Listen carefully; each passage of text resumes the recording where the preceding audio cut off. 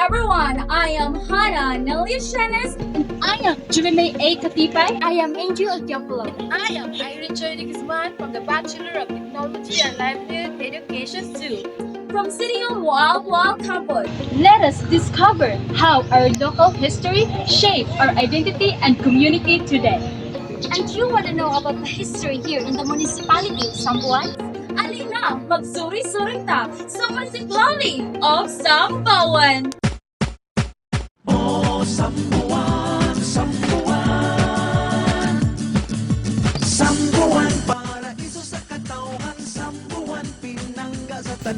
Hello and welcome. Today we have the pleasure of introducing our special guest who will be guiding us about the conversation about the history of Sambuan. He also brings a wealth of knowledge and experience here in Sambuan, and we are excited to hear his perspective here in Sambuan. But before we start our interview, sir, may I kindly ask to introduce yourself first so that our audience can get to know you better. Hello, good day to all the viewers. My name is Arlie Fernandez, and I used to be a teacher, senior high school teacher, Sambuan National High School, and a member of the Heritage and Tourism Council of our municipality, Sambuan, and of course, a historian, a self-proclaimed historian for this municipality, and I hope that I can help you enlightening about our place, Sambuan, and I'm inviting, of course, for you to visit, to drop by our place. Perhaps it would be it can give you some interest and facts about our municipality. Okay, sir, now let's delve with the general history, sir. So, what is the origin of the name of Sambuan, and when was Sambuan officially established as a municipality? Okay. With regards to the history, actually, our research, we have of course our researcher for the municipality, because we cannot have the name Sambuan with just using some source without facts. Yeah. Okay, the name of our place actually had questions, because in the Spanish archives, according to our researcher, it has nothing, there's no name Sambuan written there except for Kanamukan. So we use Kanamukan as the original name of the place, of our place. However, this Kanamukan had different theories. Okay, so the first theory I would like to share to you where the Sambuan came from. It's the place in itself. Okay, so we have plenty of water supply. We have river systems, and this river system help us that so far, and we are not dreaming for it. We don't experience flooding in our place. It's because of the different tributaries and the river system of our municipalities. And this river system also contributed to the title of Sambuan as the waterfalls capital of Cebu, because we have different falls. Okay, and then because of this water supply abundance, especially we have the Punong Lake nearby in our population, and rivers stagnant before, probably it causes the name Kalamukan, okay, or place inhabited by so much mosquitoes when the arrival of our colonizers in the place way back 1521. When they connoted after they discovered Cebu City, and then the men of Miguel Lopez Legazpi, ordered these men to reconnoiter the southern part of Cebu to explore, and they discovered this place. Okay, it's written in our historical book if you happen to visit the museum. That was in the year 1521, from March to April 1521. Okay, so diri dahang lamok. Okay, so muna nga until now dahang lamok. Okay, kay tungod sa mga tubig diri sa Sambuan. That's the one reason, one theory. Ikaduha nga theory, the place is far flung, layo. No, gitawag nila ni sa Kanamukan for kamuan. Okay, kamuag amo, that's a term, meaning the place was inhabited with monkeys before, because during the arrival of our colonizers, they observe the people seems like monkeys, like running around, okay, taking refuge, climbing trees for refuge on this particular area here because it's a vintage point. And then that's why they named the place Kaungguyan or Kanamukan Kamukmuan. Okay, Kamukmuag Amok niya. The third one is the place of away from, is too far from Cebu City proper. That's why they called it Farplang or Kamukmuag Amok, meaning to say the place were inhabited by monkeys. And the last one, it could be the theory, and that is close to the name written in the our historical book.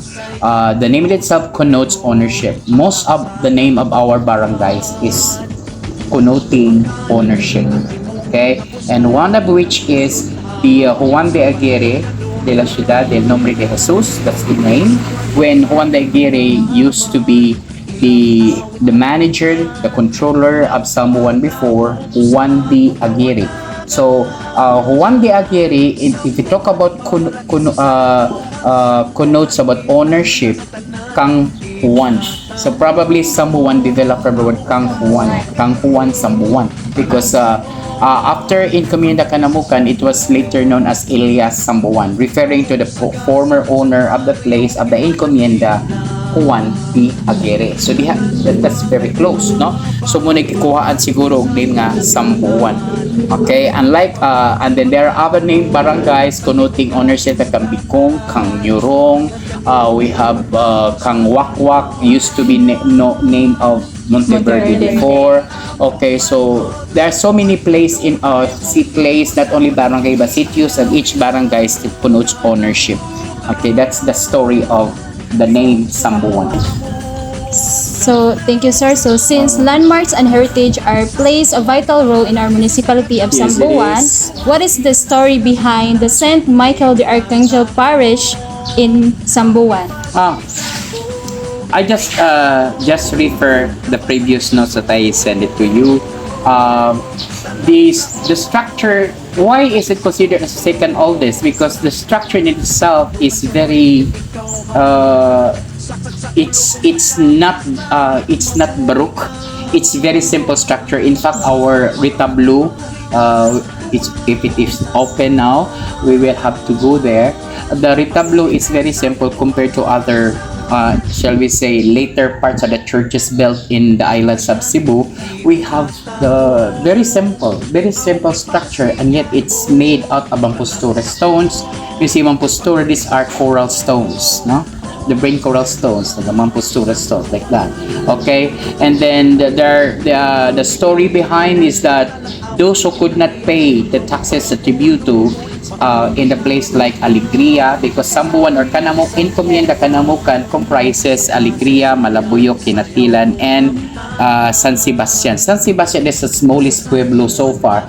That is why when the visitas, or meaning to say that the churches belonging to Encomienda Kanamukan gain independence, okay? The visitas like Alegria gain independence, Malabuyok, Natilan, San Sebastian was added to Sambuan because the income of our church becomes smaller that time, and then that is why the Spanish authority, or it was during the time of the Americans actually, that San Sebastian was annexed. It was in 1810, I guess, 1810, okay, that the San Sebastian, Pueblo de San Sebastian was added to Sambuan to at least to uplift the income of the Sambuan governance at that time, right? And then that is the oldest church. It was actually it was built many years ago before 1842, okay, or 1760. It was already mentioned because the map of Sambuan was already imprinted on the original map of Villarde. Okay, so that is why Sambuan was one of the oldest towns in the island of Cebu, the oldest pueblo in the island of Cebu. It begins with the pueblo and later it became a parroquia. And remember that during the Spanish authorities, colonization, the church authorities and the municipal authorities are one.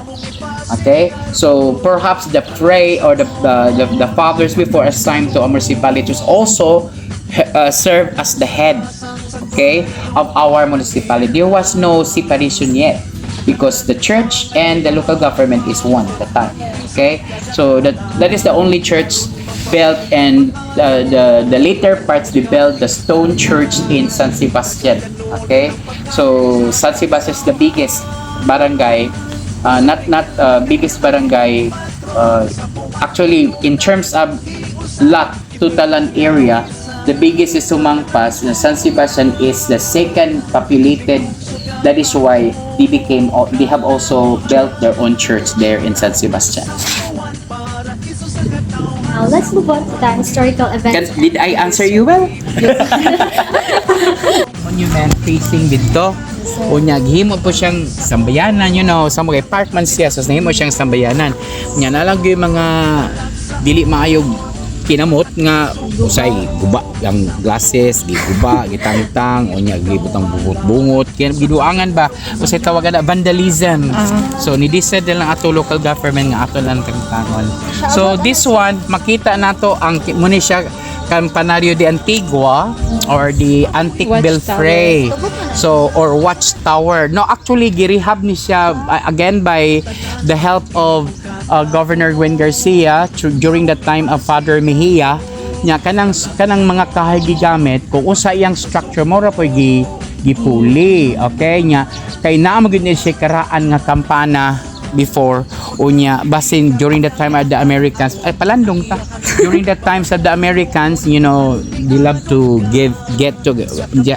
I'm going to say this kay wag tang man ang kampana, so my plate has been stolen or it was used as token for their success in colonizing. I don't know, we don't know. Okay, di ko ka-confirm nga muna yung natabo. Basta mo siyang karaan na to, girehab ni siya during the time of Governor Gwen Garcia.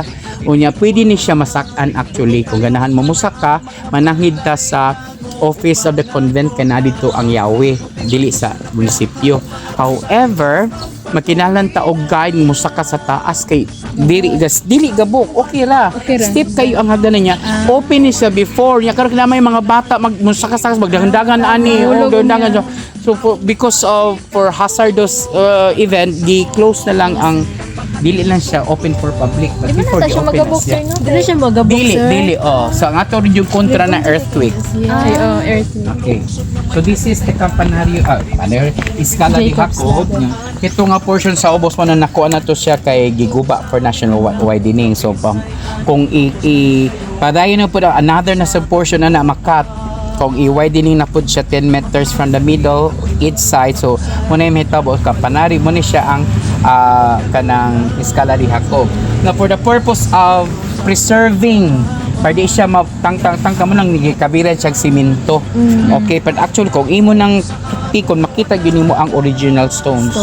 Okay, nga naa diha dapit ang Tirana de la Iglesia na mo ingon ko nga probably the church, the original church is facing here. Okay, facing sa dagat. Kay naa mo naman siyang Canyon Strait. Now, kung unsa ka significant ng akasya kay kadalong sudunay akasya yung makita mga centuries old nga mga akasya.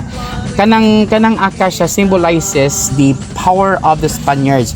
Na gani mga akasya sa mga lugar, we need to say this is a safe place. This is controlled by the Spanish authorities. Oh, Sambuan, Sambuan, Sambuan, paraiso sa katawhan. Sambuan, pinangga sa tanan. Imong katahom, among ipasigarbo. Okay. Dili gyud na siya actually pag bell sa simbahan nato, dili gyud siya original na tao dinha, but for course of time ni action og takilid ang wall ni harag. So for protection nga dili siya mo collapse mo nang gilig butang og buttress, but that is Spanish time also. Kanang buttress. Kung maka-liit na si man or makaingon mo nga tinuod akong gisulti kay kung imong tan-aon nag-alihid ang iyang wall. Okay, so nagsalig siya sa buttress nga dili siya mo collapse.